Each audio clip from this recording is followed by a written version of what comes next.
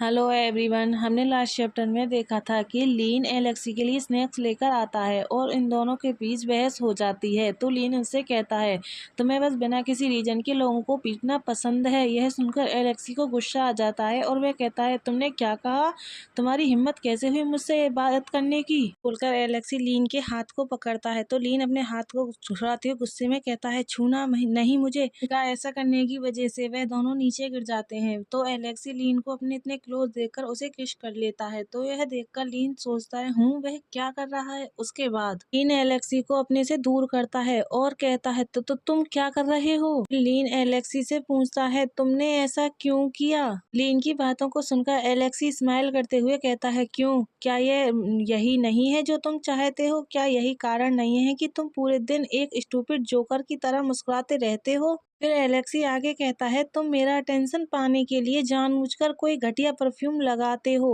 यह ब्रेकफास्ट भी सस्ती चाल है ताकि तुम मेरे बेड पर रेंग सको, राइट। एलेक्सी की बातों को सुनकर लीन की आंखों में आंसू आ जाते हैं और वह रोते हुए कहता है तुम कम से कम एक सेकंड के लिए भी समझदार क्यों नहीं हो सकते। अगर मेरी स्मेल इतनी बुरी थी तो तुमने मुझे किस क्यों किया। लीन आगे कहता है मेरे मन में तुम्हारे बारे में कभी भी डर्टी थॉट्स नहीं आते। मैं बस चाहता हूँ कि हम एक दूसरे के साथ मिलजुल कर रहें। लीन की बातों को सुनकर एलेक्सी अपने सर पर हाथ रखता है और हंसते हुए कहता है हाँ, ऐसा लगता है कि तुम्हारे दिमाग में अभी भी गुड मैरिज के बारे में फनी आइडिया है। एलेक्सी अपने मन में सोचने लगता है वह सही है, मैंने उसे किस क्यों किया, मेरी बॉडी ने अपने आप वर्क किया। एलेक्सी की बातों को सुनकर लीन उससे कहता है इसमें गलत क्या है। इस पूरे टाइम आपने मेरे साथ जो कुछ भी किया उसके बावजूद तुम अभी भी मेरे हस्बैंड हो। कम से कम जब तक हम डिवोर्स नहीं ले लेते प्लीज मेरे साथ एक इंसान की तरह ट्रीट करें, ना कि एक कम डंपस्टर या एक एनिमल की तरह। बोलते बोलते लीन फिर से रोने लगता है और वह एलेक्सी से आगे कहता है यदि तुम केवल यही चाहते हो कि मैं तुमसे नफरत करने लगूं तो तुम्हें वह मिल गया जो तुम चाहते थे। मैं तुम्हें नफरत करता हूँ। यह बोलने के बाद लीन अपने आंसू पोंछते हुए वहां से चला जाता है। तो एलेक्सी अपने मन में सोचने लगता है, वह लीन को देख रहा होता है और सोचता है क्या यह रियल किस भी नहीं है, यह तो बस हमारे लिप्स का एक दूसरे को टच है। उसने इस तरह के ओवर रिएक्ट क्यों किया। रोते हुए वहां से जा रहा होता है कि तभी सासा वहां आ जाता है और वह एलेक्सी की तरफ देखते हुए कहता है इस बार फिर तुमने क्या किया। यह बोलकर सासा एलेक्सी के क्लोज जाता है। तो एलेक्सी सोफे पर बैठकर अपनी बुक को उठाते हुए कहता है इससे तुम्हारा कोई संबंध नहीं है। क्या तुमने वह किया जो मैंने कहा था। सुनकर सासा सोफे पर बैठकर एलेक्सी को पासपोर्ट देते हुए कहता है यहाँ तुम्हारा पासपोर्ट और फ्लाइट टिकट, तुम परसों सुबह रवाना होगे। टिकट देखकर एलेक्सी खुश हो जाता है और खुश होते हुए कहता है फाइनली तुम घर जा सकते हो और अपना सामान पैक कर सकते हो, फिर जाने के टाइम तक यहीं रह सकते हो। एलेक्सी की बातों को सुनकर सासा बताता है मैं तुम्हारे साथ नहीं जाऊंगा, तुम बाकी 2 बॉडीगार्ड के साथ चले जाओगे। मैं आज रात यहीं सोऊंगा, लेकिन तुम्हारे जाने के बाद मैं यहाँ आने का प्लान बना रहा हूँ। सुनकर एलेक्सी कहता है तुम्हारा क्या मतलब है। तो सासा अपने सर पर हाथ रखते हुए कहता है मैं यहीं रहूंगा, तुम्हारे फादर ने मुझे यहीं रह कर लीन पर नजर रखने को कहा है। सासा की बात को सुनकर एलेक्सी एक साथ खड़ा होता है और गुस्से में कहता है क्या तुम मजाक कर रहे हो, क्या तुम उसके साथ यहीं रहने वाले हो, सिर्फ तुम दोनों मेरे घर में। एलेक्सी को इस तरह गुस्से में देखकर सासा कहता है डूड शांत हो जाओ, कोई वियर्ड आइडिया मत रखो प्लीज। मैं और लीन हम पैसे नहीं हैं जैसा कि तुम सोचते हो। फिर सासा एलेक्सी की तरफ देखते हुए कहता है तुम जानते हो कि तुम्हारे फादर एक बार ऑर्डर दे देते हैं तो वे कैसे होते हैं, कौन उन्हें मना करने या पलटकर बात करने की हिम्मत रखता है। लेकिन सासा की बात को सुनकर एलेक्सी शांत नहीं होता और वह गुस्से में चिल्लाते हुए कहता है लेकिन तुम्हें इस घर में रहने की कोई जरूरत नहीं है, इस घर से बाहर रहो सासा। एलेक्सी को इतने गुस्से में देखकर सासा खड़ा होता है और कहता है ठीक है, मैं सुबह आऊंगा और रात को चला जाऊंगा हमेशा की तरह, खुश हो। सासा की बात को सुनकर एलेक्सी वहां से जाते हुए सासा में कोनी मारते हुए कहता है यह बेहतर है और मैंने बाथरूम में सीसीटीवी डीएक्टिवेट कर दिया है, उससे एक बाथरूम में अपने कपड़े बदलने के लिए कहो। एलेक्सी की बात को सुनकर सासा उसकी तरफ देखते हुए सोचता है वेट, क्या इसका मतलब यह है कि इस दौरान उसने कपड़े बदलते टाइम लीन को भी देखा। ऐसा आगे सोचता है डैम एलेक्सी, मुझे तुम्हारे साथ क्या करना चाहिए डूड। सीन शिफ्ट होता है और हमें लीन को दिखाया जाता है। लीन बैठकर रो रहा होता है और वह अपने बेली पर हाथ रखते हुए सोचता है, मुझे अब सचमुच हमारे लिए कोई उम्मीद या इच्छा नहीं रह गई है। मैं बस यही चाहता हूँ कि यह बेबी हेल्थी पैदा हो और उसे यह एहसास ना हो कि मैं तुमसे कितना नाराज हूँ। सीन शिफ्ट होता है और हमें एलेक्सी को अपने रूम में दिखाया जाता है। एलेक्सी अपने एक्स लवर मैक्स की रिंग जो वह चैन में डालकर पहनता था उसे देख रहा होता है और दूसरे हाथ में उसके लीन की मैरिज वाली रिंग होती है। फिर एलेक्सी उस चैन वाली रिंग को एक बॉक्स में रख देता है। फिर एलेक्सी फोन पर किसी से बात करने लगता है तो हमें देखते हैं कि उसके हाथ में रिंग होती है, शायद वह लीन वाली रिंग है। किसी कॉल पर बात करते हुए कहता है, क्या तुमने उसे ढूंढ लिया? यह अच्छी बात है। एक बार जब मैं चला जाऊंगा तो मैं अपने फादर की निगरानी को खत्म कर सकता हूँ, लेकिन यह ज्यादा टाइम तक नहीं चलेगा।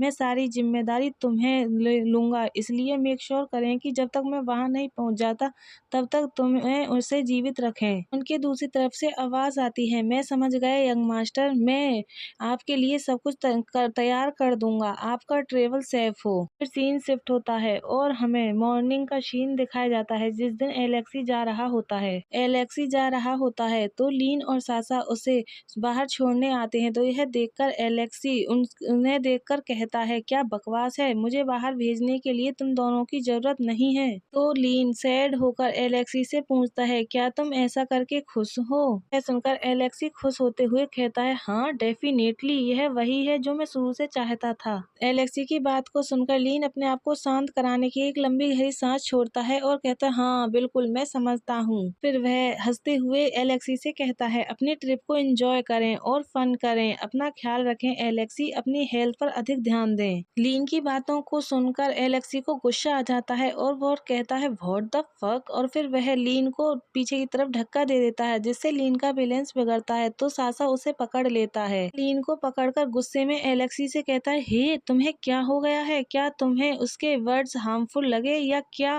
सासा की बात को सुनकर एलेक्सी कहता है, हाँ अपनी तरफ देखो सासा, तुम दोनों कितने पैशनेट कपल हो। की बात को सुनकर सासा कहता है, क्या? फिर एलेक्सी लीन और सासा की तरफ अपनी फिंगर करते हुए कहता है, मजे करो, क्या ये वर्ड तुम दोनों को नहीं कहना चाहिए? वह आगे कहता है, अब एलेक्सी चला गया है, हम एक दूसरे के साथ पैशनेट हो सकते हैं। यह सुनकर लीन फ्रीज हो जाता है। लीन कांपने लगता है और वह एलेक्सी से गुस्से में कहता है, इसे वापस ले लो, अपने वर्ड। लीन गुस्से में आगे कहता है, इसे वापस ले लो, तुम मुझे किस तरह का पर्सन समझते हो? बोलते बोलते लीन की आंखों में आंसू आ जाते हैं और वह एलेक्सी से कहता है, हो सकता है कि हमारे बीच अच्छे रिलेशनशिप नहीं हो, लेकिन मैं इतना सेमलेस नहीं हूँ। सीरियसली मैंने ऐसा क्या किया कि तुम्हारे द्वारा मेरे साथ ऐसा ट्रीट किया जा रहा है? एलेक्सी लीन की बातों को सीरियसली सुन रहा होता है। लीन फिर जोर जोर से रोने लगता है और अपने आंसू पोंछते हुए कहता है, यदि तुम अभी भी मेरी गलती के कारण नाराज हो तो क्या तुम मेरे साथ जो कुछ भी किया वह इनफ पनिशमेंट नहीं है? लीन को रोता हुआ देखकर एलेक्सी अपने फेस को टर्न कर लेता है और अपने हाथों को फोल्ड करते हुए कहता है, ऑफ कोर्स यह इनफ नहीं था। वह आगे कहता है, इससे पहले कि यह मैरिज खत्म हो जाए मैं तुम्हारे साथ जो कुछ भी किया वह कभी भी इनफ नहीं होगा। लीन सुनकर लीन अपने हाथों को एलेक्सी के हाथों की तरफ बढ़ाते हुए कहता है, मैंने तुमसे कहा था अगर मैं इसे इतनी आसानी से खत्म कर सकता तो ऐसा करता, अगर तुम यही चाहते हो, लेकिन मैं ऐसा नहीं कर सकता। लीन के हाथ को पकड़ने की वजह से एलेक्सी को गुस्सा आ जाता है। एलेक्सी गुस्से में लीन के हाथ को हटाता है और कहता है, मानो मैं तुम पर यकीन कर लूं,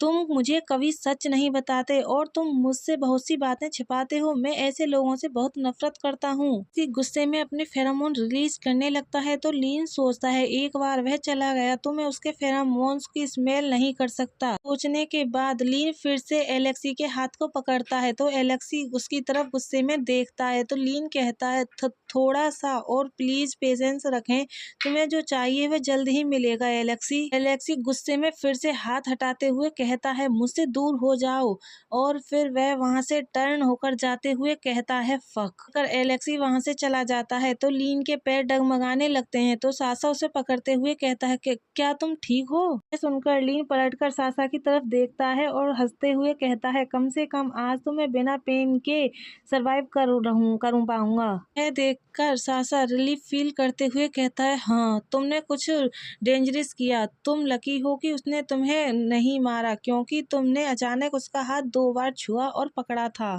यह सुनकर लीन वहां से जाते हुए कहता है, यह तो बस एक अंदेशा था, मुझे नहीं पता क्यों, लेकिन मुझे लगता है कि वह ऐसा कुछ नहीं करेगा जिससे मुझे फिजिकली हार्म पहुंचे। हालांकि हमारे बारे में उसके वर्ड वाकई बहुत हार्श थे। इन अपने फेस पर हाथ रखकर सोचते हुए कहता है, वैसे भी वह हमारे बारे में ऐसा क्यों सोचेगा?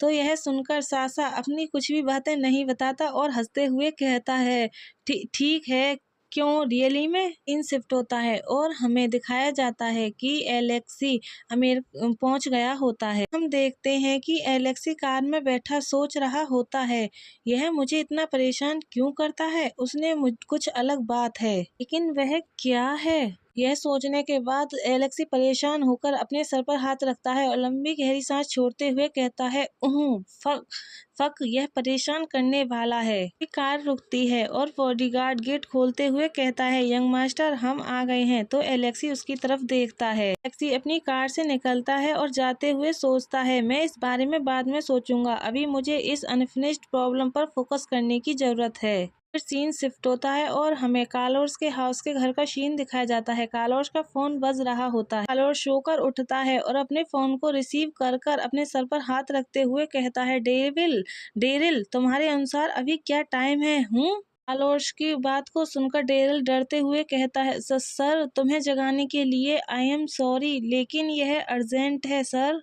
फिर डेरिल कार्लोस को बताता है, यंग मास्टर यहाँ नहीं उतरे, वे अदर कंट्री में उतरे, क्या करें सर? यह सुनकर कार्लोस सरप्राइज्ड हो जाता है। कार्लोस अपने बेड से खड़ा होता है और अपनी लंबी गहरी सांस छोड़कर फोरहेड पर हाथ रखते हुए कहता है, मैं जानता हूँ कि जैसे ही मैं उसका पट्टा खोलूंगा वह ऐसा करेगा, कोई चिंता नहीं, अभी कोई उसका पीछा कर रहा है, जो मैंने कहा उसे तैयार करो। कार्लोस वहाँ से जाते हुए डेरिल से कहता है, वह उस विला में तब तक रहेगा जब तक मैं उसे वापस नहीं आने देता। एक बार जब कोई उसे तुम्हारे पास भेज दे तो उसे कभी भी बाहर न जाने दें, चाहे कुछ भी हो। बस उसके लिए 24 घंटे के लिए एक पर्सनल डॉक्टर तैयार रखें। यह सुनकर डेरिल कहता है, मैं समझ गया सर। फोन कट हो जाता है और कार्लोस अपने टैब में देखते हुए कहता है, माय डियर सन, अगर तुम सोचते हो कि तुम मेरी नजरों से छिप सकते हो तो तुम अभी भी बहुत नौसिखिया हो। फिर वह आगे कहता है, मुझे खुशी है कि मैंने तुम्हारे लिए एक ट्रैकिंग चिप लगाई, कौन जानता था कि मुझे इसे फिर से यूज करने की आवश्यकता होगी। कार्लोस उस पर्सन को फोन करता है जिसे उसने एलेक्सी के पीछे लगाया हुआ होता है। कार्लोस उससे कहता है, क्या तुम उसके प्लेस पर पहुंच गए?